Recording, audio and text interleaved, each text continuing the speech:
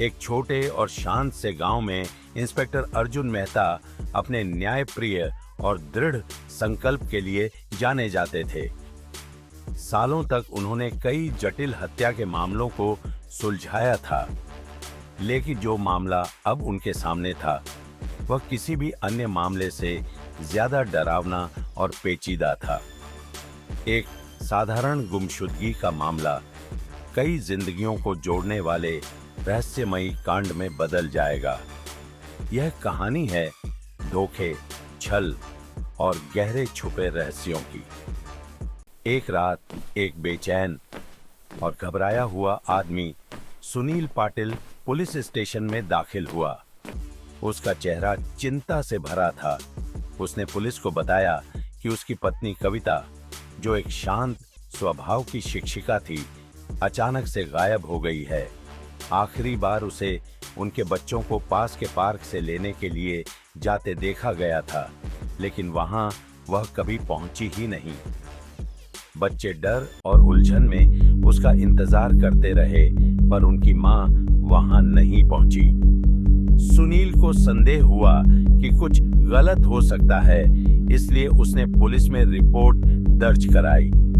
Inspector Arjun ने अपनी team को कविता की तलाश शुरू करने का निर्देश दिया।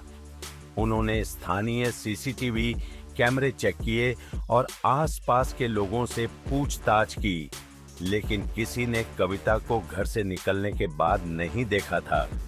मामला साधारण गुमशुदगी से कहीं ज्यादा गंभीर होने वाला था, जब कुछ दिनों बाद उसी इलाके की एक और महिला लापता हो गई। जैसे जैसे दिन बीत रहे थे, कस्बे में खौफ बढ़ता जा रहा था। लोग बात करने लगे कि शायद कोई खतरनाक अपराधी आसपास छिपा हो, जो महिलाओं को निशाना बना रहा हो। पुलिस अभी तक कुछ सुराग नहीं जुटा पाई थी कि तभी एक कचरा बीनने वाले ने कस्बे के बाहरी इलाके में एक पुरानी फैक्ट्री में एक दिल दहलाने वाली खोज की। वहां कचरे में छिपी एक बोरी मिली, जिसमें एक महिला का टुकड़ों में बंटा हुआ शव था। उस शव को बच्चों के कपड़ों में लपेटा गया था। ये भयानक और रहस्यमयी तरीका देखकर पुलिस का खून जम गया। इंस्पेक्टर अर्जुन घटना स्थल पर पहुंचे और दिल भारी करके पुष्टि की कि वह शव कविता का ही था।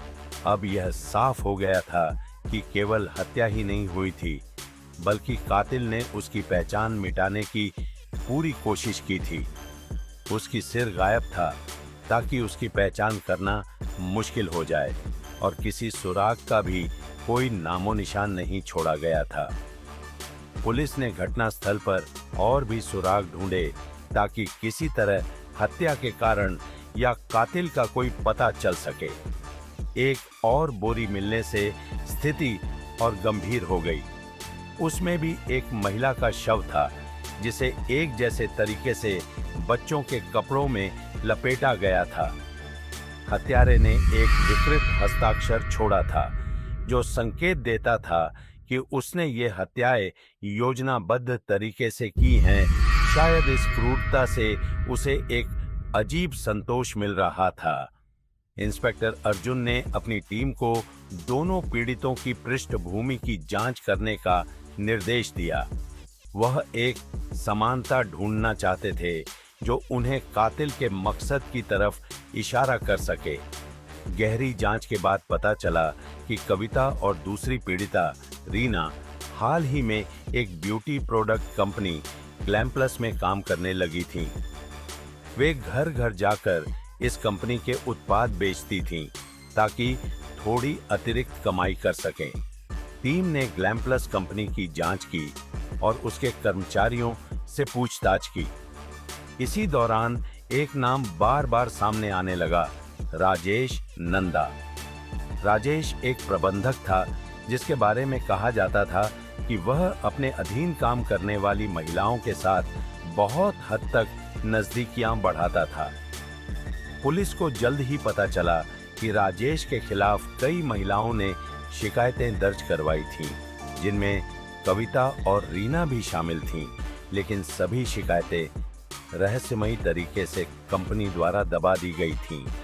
राजेश को पूछताछ के लिए बुलाया गया और हालांकि वह सहयोगी दिखने की कोशिश कर रहा था, उसकी हलचल ने पुलिस को संदेहास्पद महसूस करवाया। उसने दावा किया कि उसने महीनों से दोनों महिलाओं को नहीं देखा था और उसे उनकी हत्याओं के बारे में कोई जानकारी नहीं थी। लेकिन अर्जुन ने देखा कि राजेश कुछ छिपा रहा था। पुलिस ने राजेश के कॉल रिकॉर्ड खंगाले, जिससे एक हैरान करने वाला खुलासा हुआ। राजेश ने एक स्थानीय दुकानदार तेजस रावल से कई बार बात की थी, जो बच्चों के कपड़े बेचता था।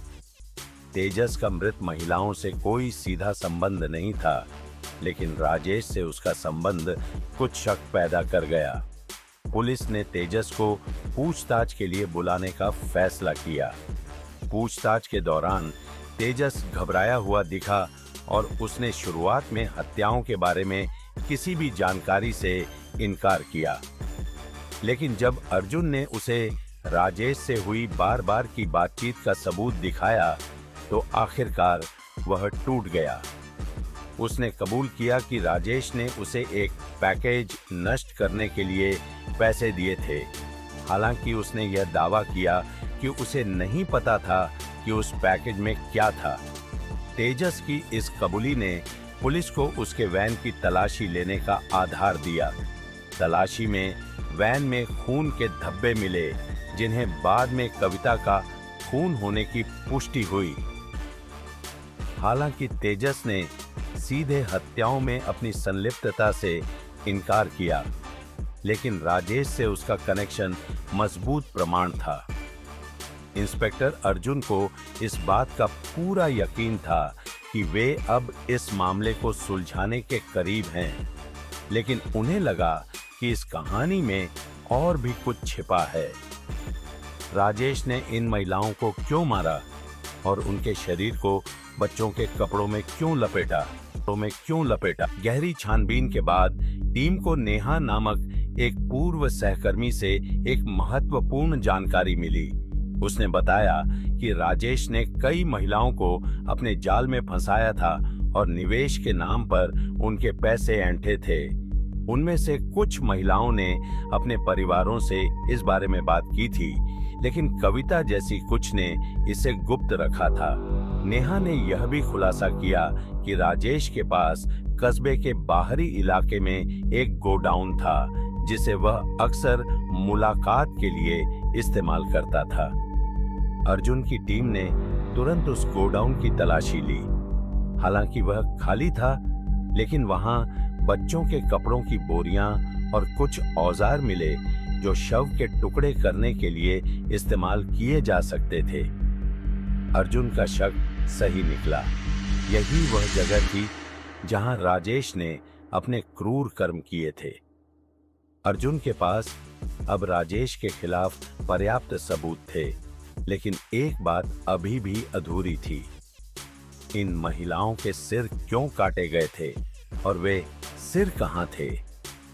राजेश ने अपने हर सवाल का जवाब देने से इनकार कर दिया, लेकिन एक स्थानीय मुखबिर ने उन्हें एक नई जानकारी दी, जिसने पूरी कहानी बदल दी। मुखबिर ने बताया कि उसने राजेश को एक सुनसान झील के पास कई बार रात में जाते हुए देखा है। अर्जुन ने अपनी टीम के साथ झील के पास खोज अभियान शुरू किया और घंटों की खोज के बाद उन्हें कई बोरे मिले, जिनमें मानव अवशेष थे। इन अवशेषों में से पिता रीना के सिर बरामद हुए, जिससे राजेश की पहचान और पुख्ता हो गई। अंततः राजेश ने अपराध कबूल किया। उसने माना कि उसे कविता और रीना द्वारा उसके खिलाफ की गई शिकायतों से गहरा आघात लगा था। उसके विकृत मन ने इस विश्वासघात का बदला लेने के लिए उनका जीवन समाप्त कर दिया। बच्चों के कपड़े एक विकृत प्रतीक थे, मासूमियत का मजाक उड़ाने का एक तरीका। राजेश की सजा से पीड़ितों के परिवारों को कुछ हद तक राहत मिली, लेकिन उन पर हुए आघात की भरपाई असंभव थी। अर्जुन के लिए यह एक कड़वा अनुभव था, जो यह बताता था कि साधारण से दिखने वाले लोग कितने खतरनाक हो सकते हैं। इस मामले ने हमें सिखाया कि बुराई सामान्य चेहरे के पीछे भी छिप सकती है। हर अपराध से पहले एक दस्तक होती है, एक इशारा होता है, जिसे समय रहते सुना जाए तो एक जिंदगी बच सकती है। यदि किसी ने पहले इस दस्तक को पहचाना होता, तो शायद ये महिलाएं आज जिंदा होती। यह दस्तक हमें सजग रहने के लिए है।